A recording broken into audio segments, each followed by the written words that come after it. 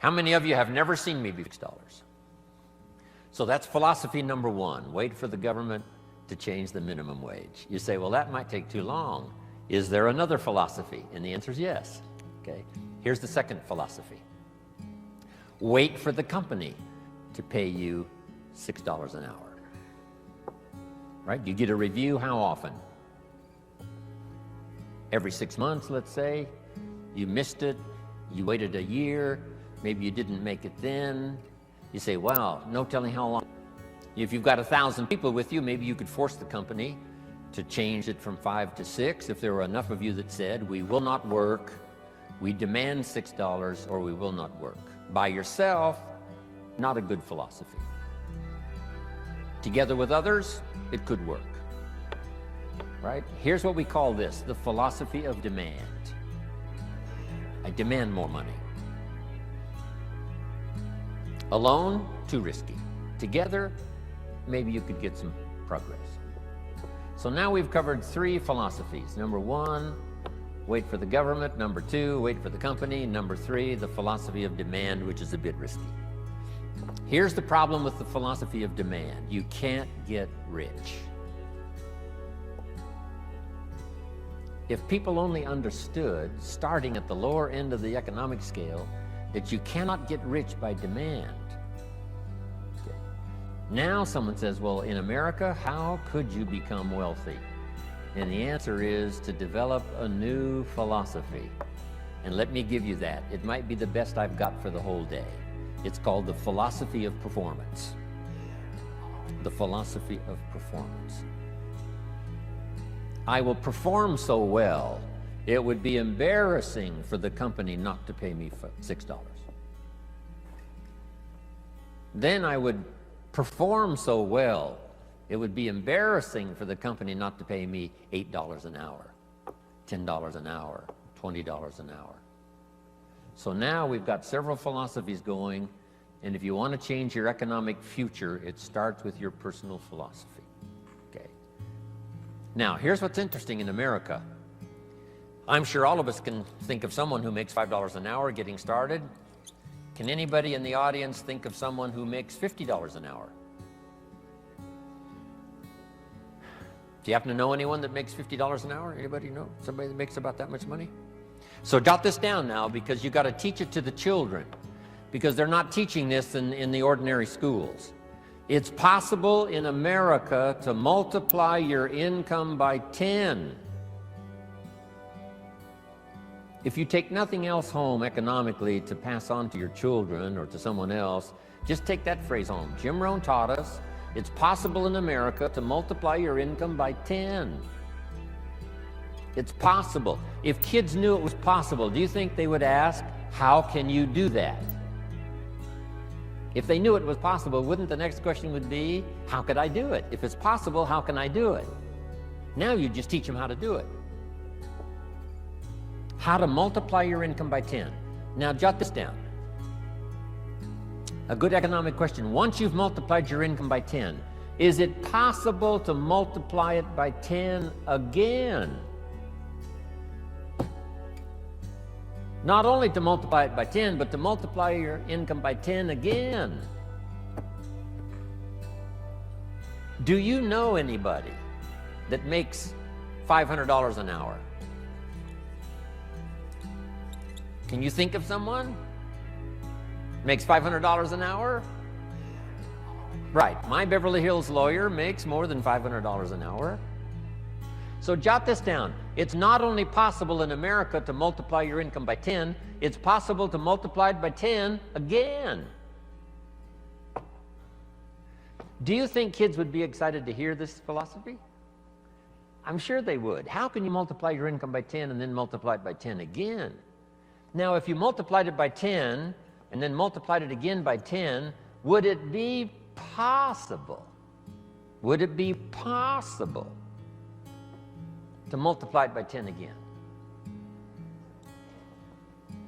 Can you think of anybody that makes $5,000 an hour? What do you think I get paid? I mean, this is such exciting stuff. I'm a kid from the farms of Idaho, I was 25 years old before I learned that you could multiply your income by 10 and then multiply it by 10 again and then multiply it by 10 again. This is mind-boggling stuff. $5,000 an hour. Now, would it be possible? Would it be possible to multiply it by 10 again? $50,000 an hour. Now, here's a good expression to use, especially for this group. You're all tuned in, especially the last couple of days. The best expression is, of course. Could you multiply your income by 10? Of course. Could you do it again? Of course. Could you do it again? Could you do it one more time? $50,000 an hour. You know, I've lectured with General Schwarzkopf and Colin Powell. I had lunch once with Colin Powell a few years ago. Schwarzkopf gets about $65,000 for a 1-hour speech. $65,000. So how could you finally get to $50,000 an hour? Answer: become a general in the Army. Yes. And lead the troops in the Gulf War. But what I'm trying to say is the possibilities here, let's just say, are just unlimited. You can multiply your income by 10, then you can multiply it by 10 again, and you can multiply it by 10 again. Now, we're only talking economic values. There's all kinds of other values in terms of personal development, but this is it. Now, to climb this ladder, here's the possibilities.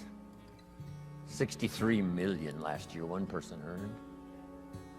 The possibilities, we would have to say, in our country, is what we call unlimited. Now, to climb this ladder as high as you wish to climb it, jot this phrase down now, because I don't think I'll talk about anything more valuable than what I'm about to share with you. Here it is. To climb this ladder economically as high as you wish to climb it, here's all you have to do. Learn to work harder on yourself than you do on your job. Learn to work harder on yourself than you do on your job.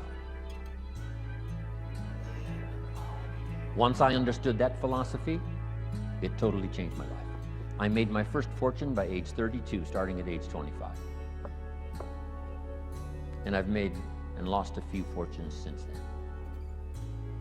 That one simple philosophy, that it's possible to multiply your income by 10, and then by 10, and then by 10, and by 10. And here's the simple way to do it. Work harder on yourself than you do on your job. Here's how it was put to me. If you work hard on your job, you can make a living, which is fantastic. If you work hard on yourself, you can make a fortune, which is super fantastic. At age 25, I went to work on myself. The difference in my economic future was so startling, even in the early years, that I never went back to the old ways. I never went back to the old philosophy. I never went back to the old disciplines. I accepted the new ones, and it changed my life forever. Unbelievable. Here it is in philosophical terms. Just jot this phrase down. This is a good one. Success is something you attract by becoming an attractive person. Success is not something you pursue.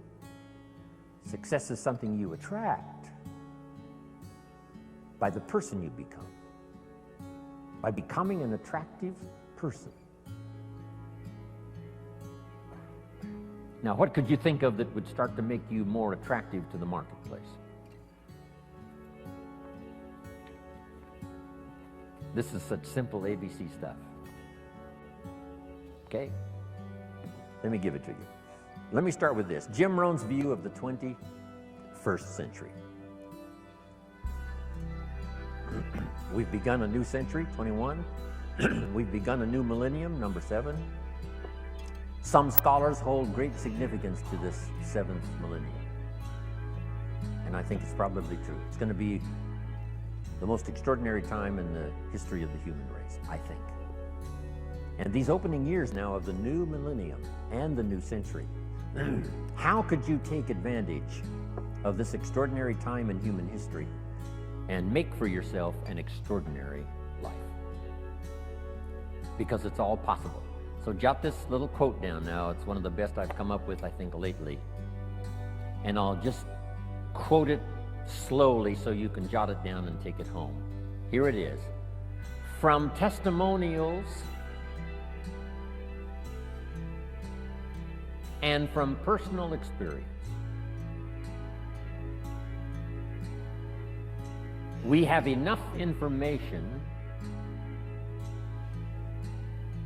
to conclude that it's possible to design and build and live an extraordinary life. From testimonials and from personal experience, we have enough information to conclude that it's possible to design and build and live an extraordinary life. I'd like to have you think about that, not just here, but even after you've gone back home. Think about it at least often enough to say, I think that's true.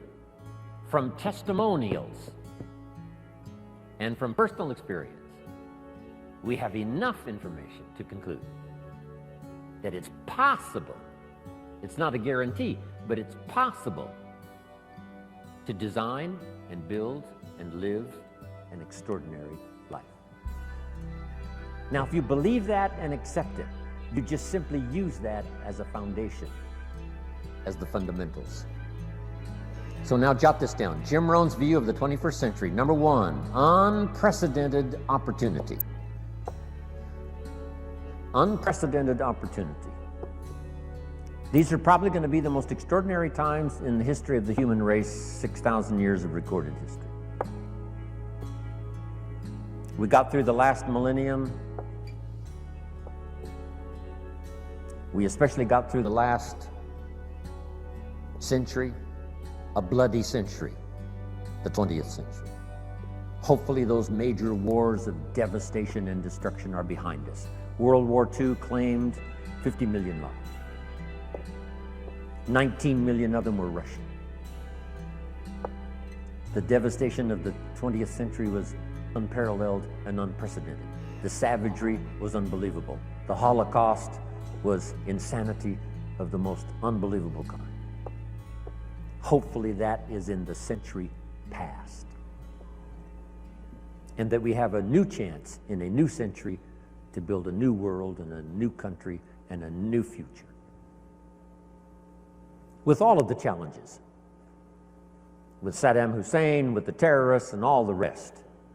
Once the walls came down, about 12, 13 years ago, and I was just in Berlin the other day lecturing and had a chance to go to the Brandenburg Gate, Checkpoint Charlie, see part of the old Berlin Wall. Once those walls came down 13 years ago, the world now has forever changed. Because here's how the history of the human race reads. Opportunity mixed with difficulty. Sometimes more difficulty than opportunity. The history of the human race reads tyranny and liberty. Sometimes more tyranny than liberty. But now the world has totally changed. Since communism is on the run, the dictators, most of them are all gone. When I used to lecture years ago in South America, every country had a dictator. Now they're all gone. Castro and a few are left, but that's it. And they will soon all be gone. Within a short little period of the rest of our lifetime, all the dictators will be gone. A new wave of economic uniqueness, capitalism, free enterprise, liberty, freedom, democracy is absolutely sweeping the world. So for a long, dark time, there was more tyranny than liberty. Here's what is unique about this new Century 21, more liberty than tyranny. More freedom than oppression. This is an unprecedented time.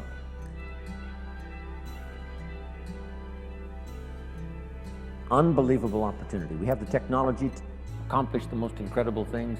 We pick up a telephone now and talk to somebody on the other side of the world with ease. It's incredible. We fly, we've got transportation. I get on an airplane, 13 hours later I'm in Hong Kong. 5 meals, 3 movies, and you're there. I mean, it's unbelievable. I leave at 7:30 this evening to fly all night to Orlando to speak to another group tomorrow in Orlando. It's amazing. With the jets, you can cover the world. I fly the Concorde, 3 hours London, New York. If you fly the Concorde, you can see 2 sunsets in one day. If you're in London when the sun goes down, you fly the Concorde to New York, you watch the sun go down for the second time. I told the group at our little breakfast meeting this morning, if you fly the Concorde due west, the sun comes up in the west. If you haven't tried that, you must try. On the Concorde, you meet unique people. I met Henry Kissinger on the Concorde. Henry said, I had breakfast in Paris, I'm having lunch here in London, I'm having dinner tonight in New York. If you fly the Concorde. Before his accident, I met Christopher Reeves a couple of times on the Concorde. Said to my business partner, we're going to be okay, Superman's on this plane.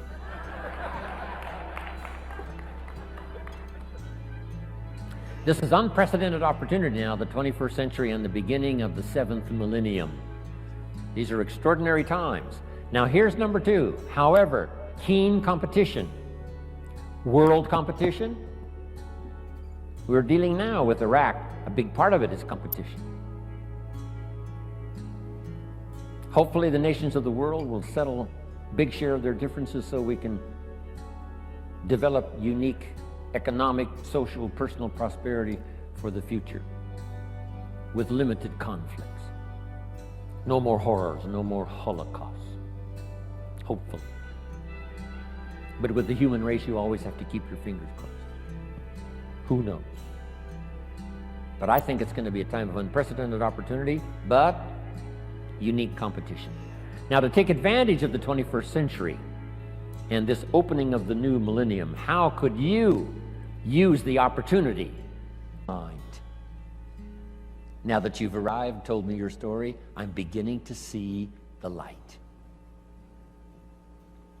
Words. The old prophet said this, words are like a lamp for your feet, so you can see where to walk. And words are like a light for your pathway, so you can see where to go. With words, you can show somebody where to step and where to go. Wow. I said a little prayer before I left my hotel room this morning and asked God to give me a little stronger gift of words today so that my words might have meaning. Maybe I've caught you at just the right time. Maybe this is the moment for you. And if I can say something uniquely enough, using the English language best as I can. Words are sometimes clumsy when you try to express what's going on in your head, let alone your heart. But if I can do as good a job as I possibly can in the session we've got this morning and then again this afternoon, by the time I'm finished, maybe my words will help turn on another light for you. And you'll be able to see the possibilities better than you've ever seen it before. You'll be able to see yourself more successful than you've ever envisioned it before.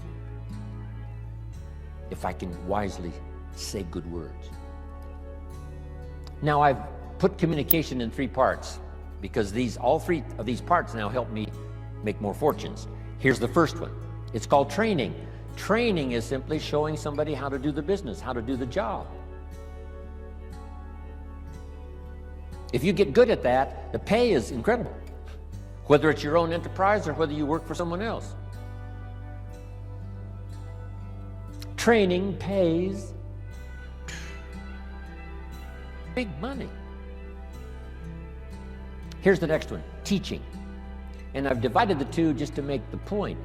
Teaching is more teaching life skills. Teach somebody how to set goals. Gary mentioned, right, making the list and checking them off. Today he gets to check one off. Jimrohn arrives in San Jose, Santa Clara. I'm so excited about that. Teaching leadership.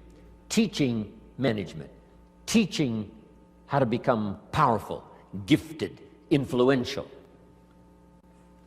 teaching father skills, mother skills. I've now, the last 15 years, learned grandfather skills. I set a goal when I became a grandfather to be one of the best grandfathers any grandchildren ever had in the whole wide world. I practice it. I think about it. How to use my newfound life as a grandfather and learn every skill possible to dazzle my grandchildren. I'm one of the best.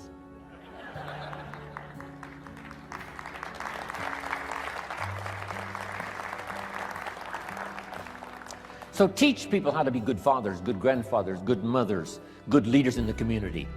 Teach a minister how to teach. Teach a minister how to use the gift of language to persuade.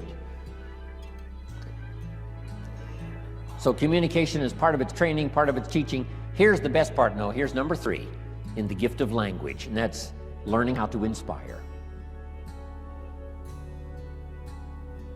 Inspire simply means a few simple things. Here's number 1. Help people to see themselves better than they are. Yes, sometimes we have to help people see themselves as they are. If they've made mistakes, maybe that needs to be pointed out. If a child has messed up, sometimes you've got to say, you've messed up. But don't leave them in the mess. Now transport them into the future with the gift of your language and inspire them with the person they can become by using the mistakes of the past to develop new disciplines for the future. A teacher I met when I was 25 years old had this unusual gift. He said, Mr. Rohn, if you keep learning as you're learning now, one of these days you'll walk into a room full of people and you'll hear someone say, there's the man. That's the man. That's the famous man. I thought, well, that could never happen for me. Sure enough, it did. He said, it will happen. And I think when I walked in here this morning, I heard someone say, that's him, that's the man, that's the famous man.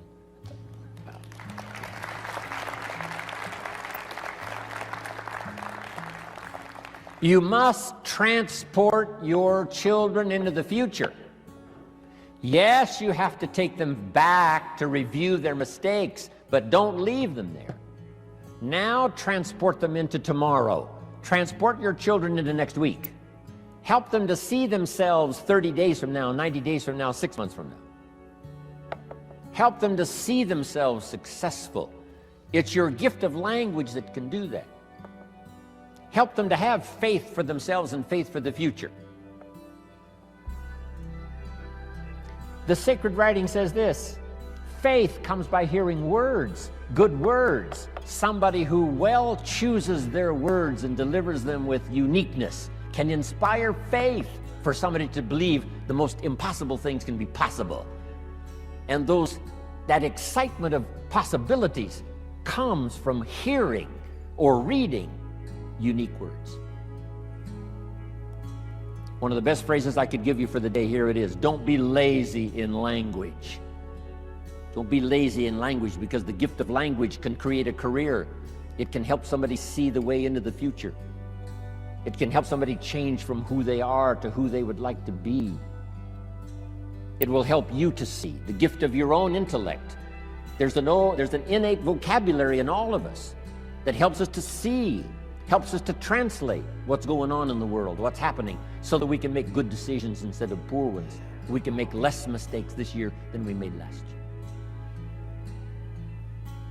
year. One of the major things to pray for is to be gifted in language, because it can have such a dynamic effect on your children. It can have such a dynamic effect on your business. It can have such a dynamic effect on your customers. It can have such a dynamic effect on your business partners, that not to continually get better and better at the gift of language would be a great mistake. Let it open doors nothing else will open, the gift of your language. Let it help people to see possibilities that they cannot see now. And you join in those possibilities and make another fortune and another fortune. all the way up the ladder as far as you wish to go. I don't know how high you need to go.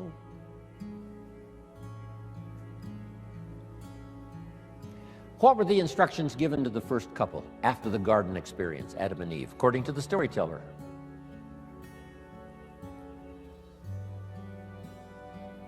We've got some Bible scholars here right now. Instructions given to Adam and Eve after the garden experience. Here they are. Number 1, multiply. It's a lonely place with just 2 people. Multiply. But here's one now that is so extraordinary, and I'm going to cover a little bit more of it during our ongoing session here today. Here was the second one. Be fruitful. Be fruitful. Kind of an interesting phrase. When I lecture in other countries, sometimes it's difficult to find the right translation for be fruitful. Here's what I think fruitful means. Be productive. The example might be a tree, a fruit tree. Plant a fruit tree. Now, why do that? It's very simple. Teach it to your children. Number 1, to survive. The first instinct is to survive. So be productive enough to survive. Be productive enough for your own survival. But is that the end of it? And the answer is no, that's only the beginning of it. To produce enough for yourself is only the beginning. What's the rest? Here's number 2, get married.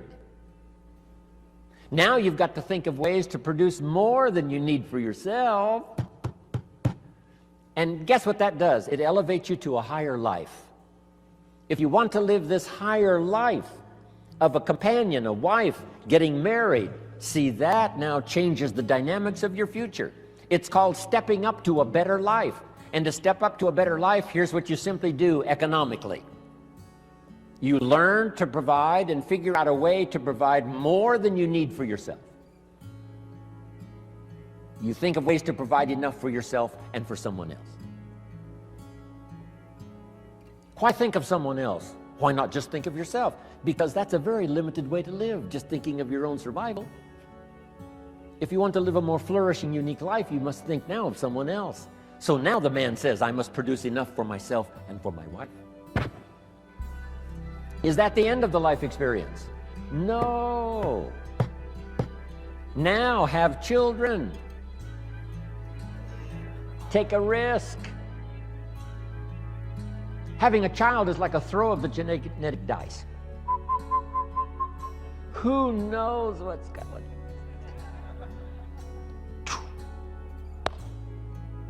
See what happens. But now a man who now wants the experience of having children must now think of ways to produce enough for himself and for his family. Someone says, why do that? Why not just take care of yourself? Because that's such a beginning way to live. Survival is okay, but it's not the good life. Now take it a step further. Jot this one down. A man now figures out, because he's learned now, he's experienced, and he understands what life is all about. Now he figures out how to produce more than he needs for himself and for his family. Just jot the word down, more. Keep thinking more. How could I produce more than I need for myself and for my family? Someone says, why do that?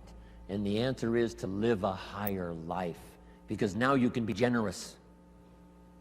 Now you can support worthy projects. Is that it? No. Here's the next one. To produce much more than you need for yourself and for your family. Someone says, why do that? And the answer is to live this higher life.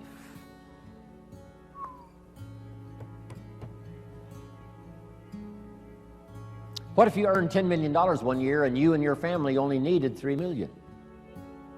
That would probably take care of the average family, $3 million. Some families are more expensive than others, but let's say $3 million would pretty well take care of most families. But you made $10 million, and you and your family only needed $3 million. Now you've got $7 million to give. Wouldn't you like to live that kind of life? Someone says, why do that? And the answer is, the possibilities of economics are so available that if you wish to, you can not only earn enough for yourself and for your family, you can earn more than you need for yourself and for your family, and if you really wanted to, you could earn much more than you need for yourself and for your family.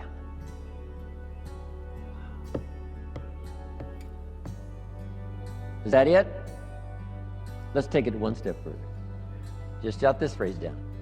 Figure out a way to earn far more than you need for yourself and for your family.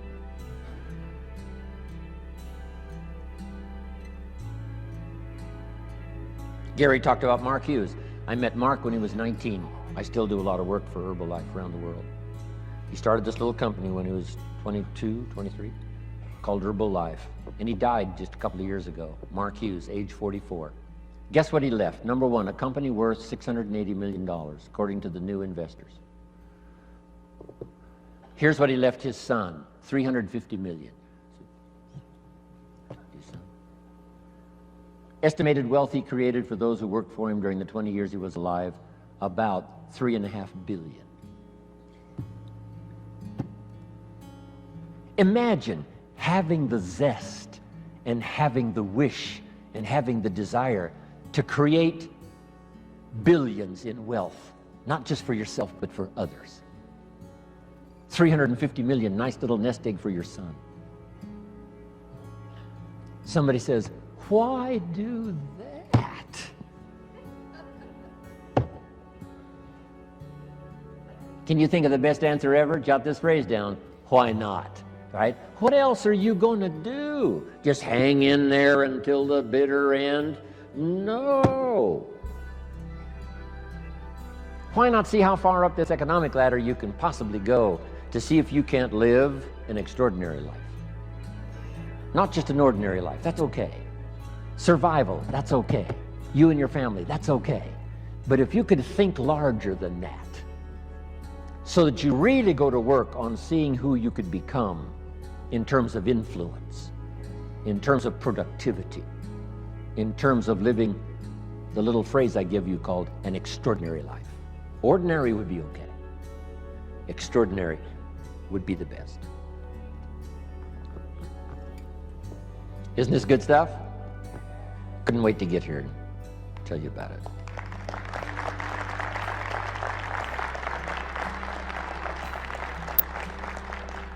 I could hardly wait to hear what I've got to say today.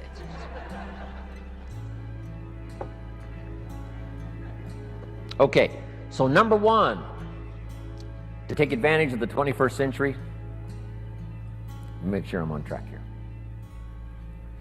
To take advantage of the 21st century, learn multiple skills. Let me give you one more now. It would be useful to know more than one language.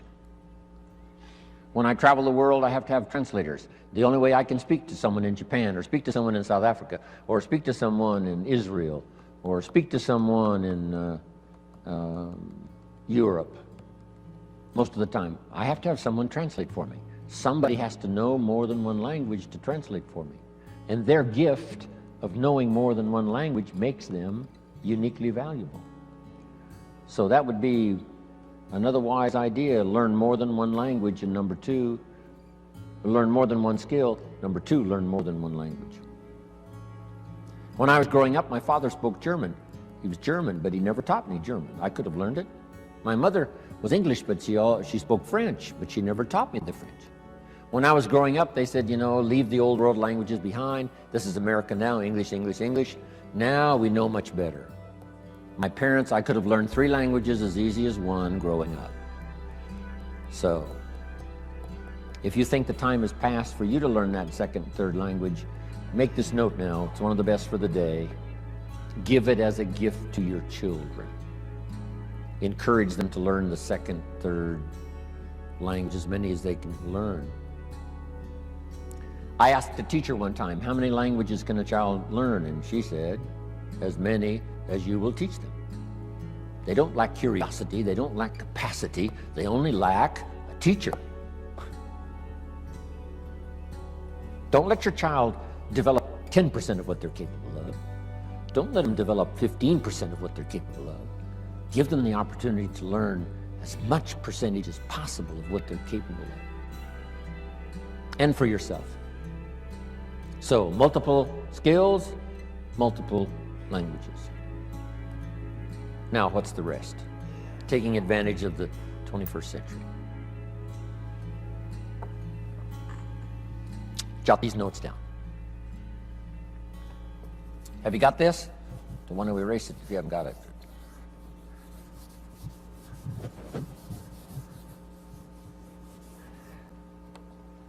I've got 5 key things to talk about during my presentation for the day. 5 good basic ideas. These are called basics, fundamentals. And it's interesting that I only have 5. How many fundamentals are there to anything? Here's a good phrase, just a few, meaning anybody can learn them. There's just a few fundamentals to being healthy.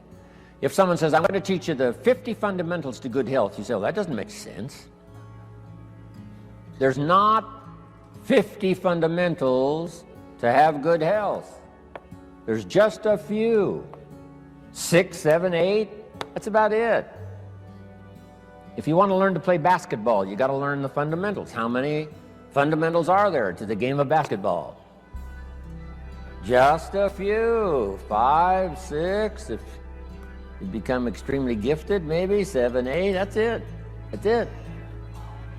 Now here's what's interesting also about fundamentals and basics. There's no new ones. I mean, this stuff's been around for a long time.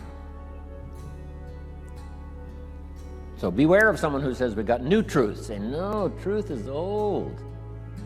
It can be, more of it can be discovered, but there's no new truth. If someone says, I'm manufacturing antiques, wouldn't you be a little suspicious? Say, no.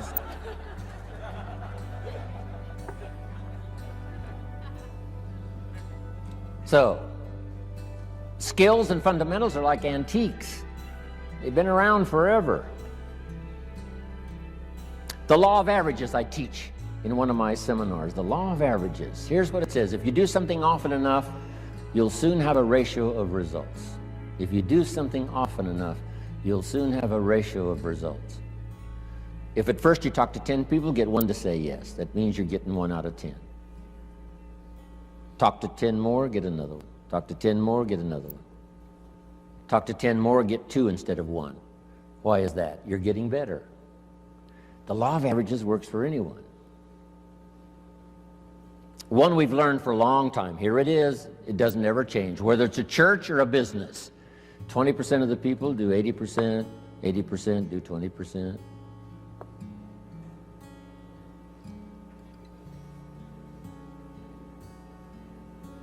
So here's what I learned in time management. You can spend 80% of your time with the 20%, not the 80%. You spend 20% of your time with the 80%, 80% of your time with the 20%. You just have to learn. And these fundamentals now have been around for a long, long time. The 80-20 rule.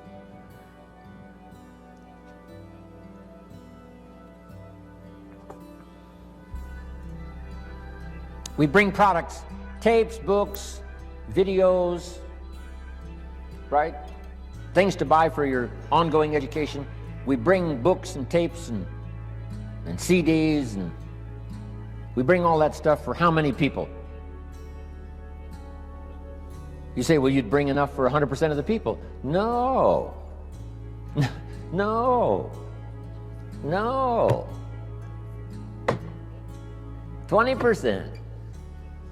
You bring all the stuff for the 20%, not the 80%. Isn't that fascinating? 20%.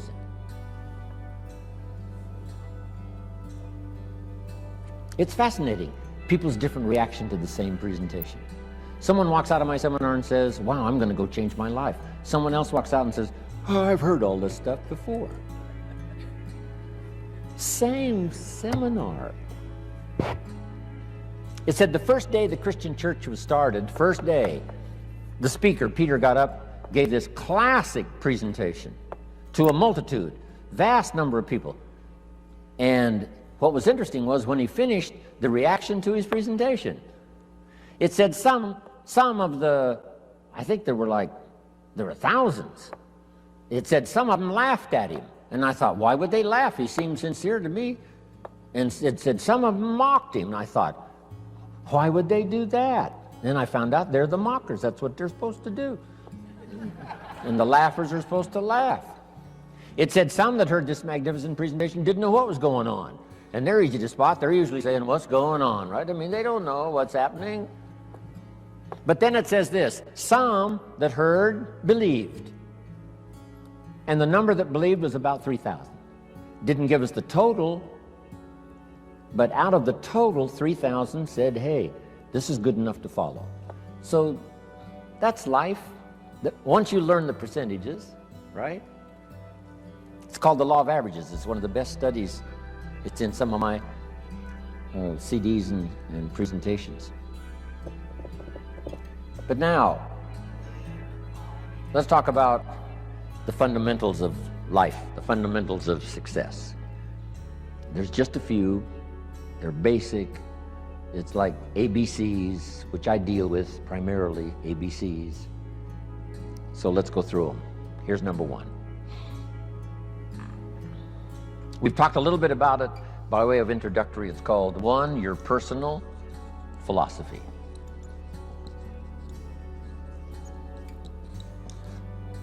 Philosophy is a big subject. Political philosophy. Here's what the communists taught, because I have to deal with it when I go to Russia. The communists taught, capital belongs to the state, not the people. We've taught all these years what? Capital belongs to the people, not the state. Wow, what a difference in economic philosophy. The communists said, people are too dumb and stupid and greedy to know what to do with capital. So you got to take capital away from all the dumb, stupid, greedy people and give all the capital to the all-wise, all-knowing state. And let the state run everything, and let the dumb, stupid people show up for their work assignment. That was the philosophy of communism. They devastated every country they touched with that philosophy. I was just in East Germany. Guess what it's taking just to clean up East Germany after the communists left? $1 trillion. They've spent $500 billion already, and they got another $500 billion to go, just to clean up one country devastated by such a philosophy. Capital belongs to the state, not the people. Wow. The consequences of philosophy are unbelievably either on the good side or on the bad side. Now, personal philosophy. You know, there's religious philosophy and spiritual philosophy, and there's economic philosophy and social philosophy. Okay, economic, political, all kinds of philosophies, right? Where did we come from, and where are we going, and what is the meaning of life? Right? Philosophy is a big tent with many different divisions. But the one I want to talk primarily about today, and then expand from that, is your personal philosophy. So jot this down, one of the best notes for the day. Each person's personal philosophy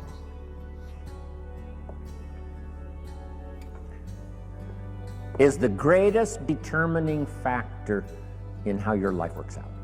Each person's personal philosophy is the greatest determining factor in how your life works out. Your economic life, your personal life, your social life, your spiritual life. All starts with the conclusions you've made in your personal philosophy. We gave the example earlier on economics. There's 3 or 4 different philosophies to choose from in your economic future. Now make this note. Personal philosophy is like a guidance system. A guidance system. And it has to start early. When a child goes to school, they've got to have a pretty good guidance system working. And this guidance system does just 2 things primarily. Here's number one. This guidance system helps you to see the dangers over here and try to minimize those or eliminate some of those. That's one of the first orders of human existence, is to learn early where the dangers are so they don't swallow you up, don't devastate you economically, socially, personally, or lose your life. Kids have to get this guidance system working early to spot the signals of the dangers that could wreck their chances to live a good life. Now, this guidance system also helps you to see over here the opportunities so that you could maximize those. So if you learn to minimize the dangers, maximize the opportunities within this working environment now, we call this working things out to live a good life. But you can't possibly live much of a good life if you don't keep learning where the dangers are so you can avoid those, and learn where the opportunities are so that you can maximize those. That's about as simple as I can put working on your personal philosophy.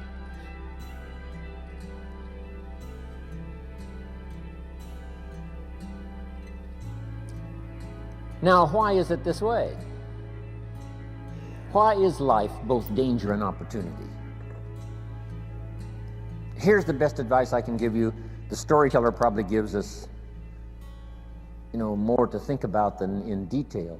But here's what it seems like. And that's one of the best phrases to use if you're going to make your studies and try to come to some good conclusions. It seems like God wished to create for the humans he made a great adventure. Seems like. According to the storyteller, it seems like God wished to create a great adventure for the humans he created. That's the best explanation I've got, seems like. And it seems like God's always wanted some kind of adventure. It said when he was alone in heaven, according to the storyteller, he created all these angels. That must have been fun. Doesn't say how long it took, doesn't say how many. But evidently, he sought adventure. Part of the adventure, I guess, in those early times before the creation, was in heaven with the angels he created. Now then, he also creates an angel that's the best and the brightest of the angels, called Lucifer.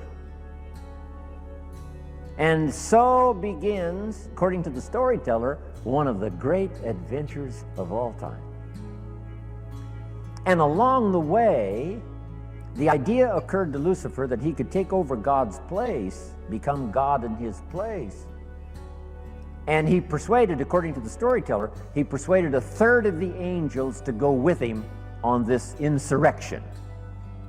So begins an unbelievable adventure.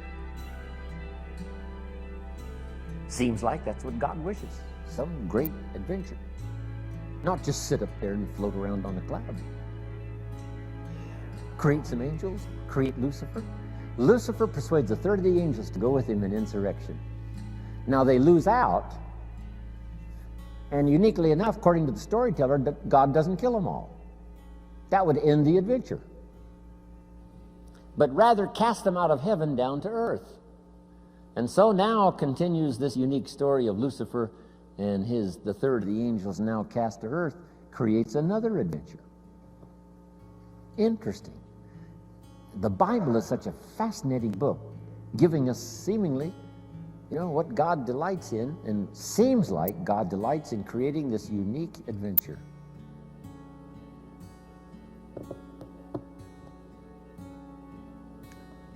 One of the ancient stories says God and Satan were talking things over one day.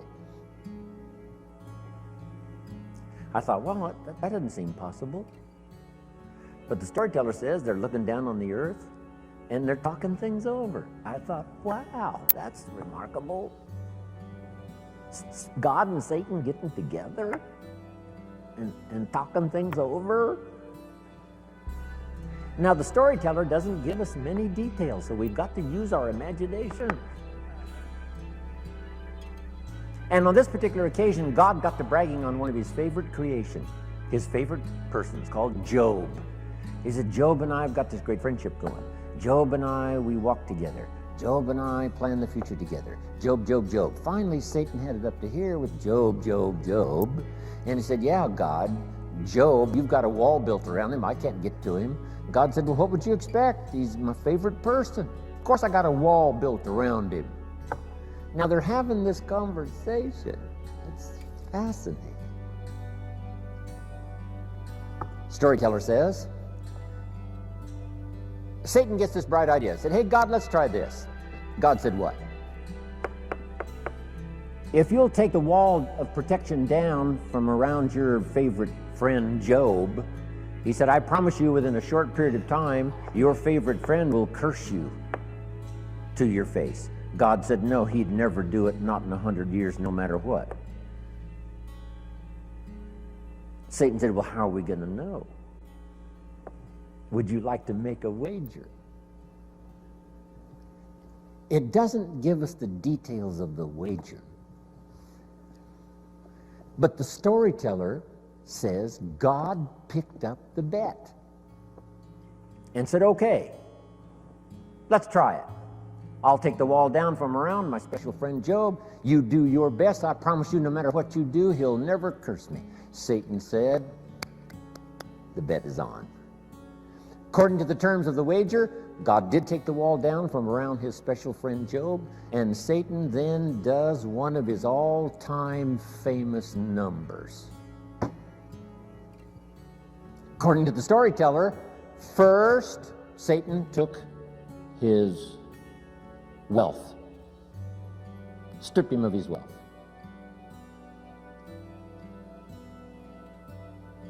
Satan said, that'll do it. Where's your friend God? He didn't curse God. Satan said, well, number two, took his health. Blow number two. Surely now he'll curse his friend God. No. Blow number three, and the worst, took his family. His health, his wealth, and his family. Gone. Satan said to God, here's where he does it.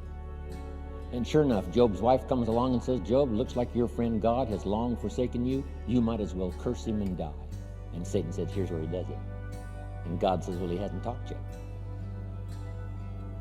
And while they both listen, Job says, never would I curse my friend God no matter what happens. God said, I knew it. I knew it. And picked up the bet. Whatever it was, doesn't matter. Isn't that a fascinating story? Now, I say all of that to illustrate this. It seems like God delights in great adventure. And the only way to have great adventure, it seems like, is to have both danger and opportunity, and us with the possibility of figuring it out. Jot this down. Now, it's a nice little list. On one from other people is to just pick up the signals. Part of it is by sight. Here's a good watchword for the 21st century. Pay attention. No use falling into the same trap somebody else fell into. No use living a mediocre life like somebody else has chosen.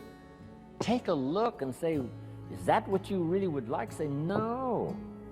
Here's somebody that never read the books, never made the changes. There was a class and they didn't take it, a skill and they never learned it, a discipline and they never tried it.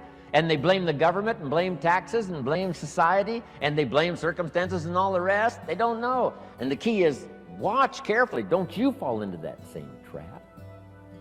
That's how we learn from what we see. Here's next. If we learn from what we see, we put some of this on video so you can see it again and again and again. Next, you learn from what you hear. We put it on CDs so you can hear it, hear it, hear it. We don't ask you to come to just one seminar. We ask you to come and listen again, listen again. Here's what the early Christians were taught. Don't neglect the assembly. When we call an assembly, do your best to be there. Because you never know which of these assemblies is going to change your life forever. You'll never be the same again. And you can't pick the one that's going to totally change your life. You just have to do like all of you I know do. Consistently go, consistently go, consistently go, consistently take notes, consistently go to seminars, and lectures, and all of the rest, because some of them will be life-changing. Maybe this one will be for some of you. The time is right, the words are right, the ideas are right, the moment is here. We don't know. We just come as many times as we can, be affected by as much language as we can, and see what that'll do for our sight and our ambition, our willingness to develop skills, be a leader, influential. Here's the next one. Be a selective listener. Don't just load up on stuff that isn't going to count. We all need a little humor, but not that much. Life is a pretty sober place. It's life or death. It's success or failure. It's flourishing or mediocrity. This is a serious matter. So, make sure that what you listen to gives you the full range, a good diet of things to listen to. The positive, yes, but the negative also. We need to hear it from both sides. Okay.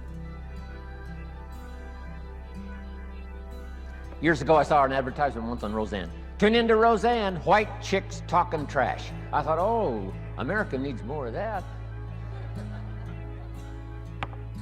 Now, you don't need much of that, white chicks talking trash.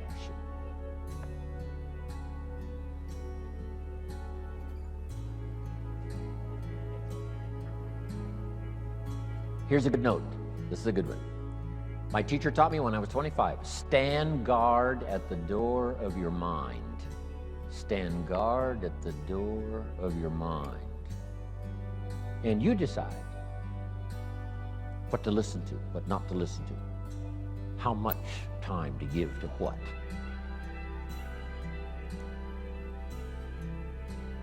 Now the third one is important, and when we come back this afternoon, we'll continue it. But here's number 3. Read all the books.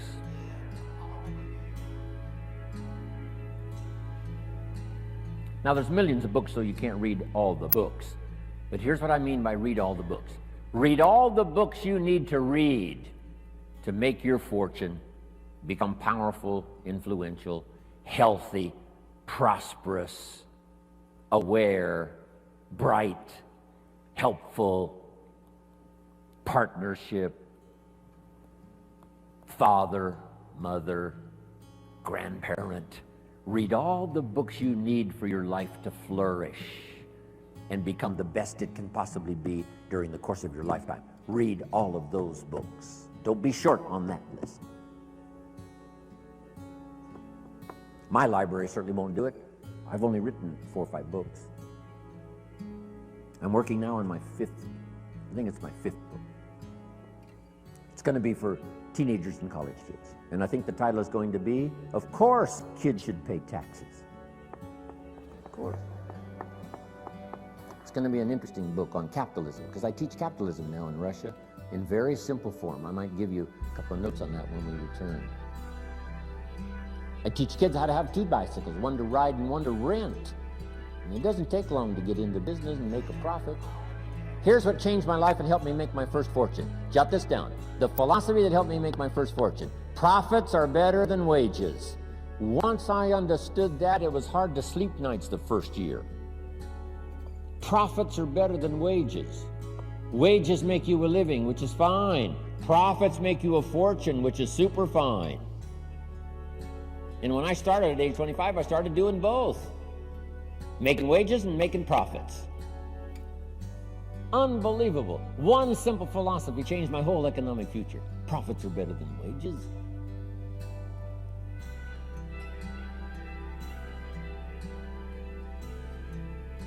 Read all the books necessary.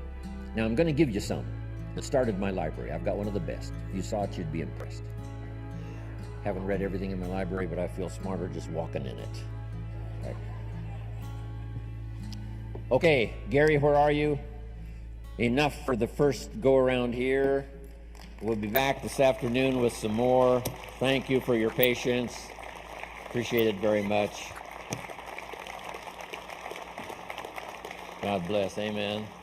Ladies and gentlemen, Mr. Jim Rohn. Wow, thank you. Thanks, Gary. Appreciate it.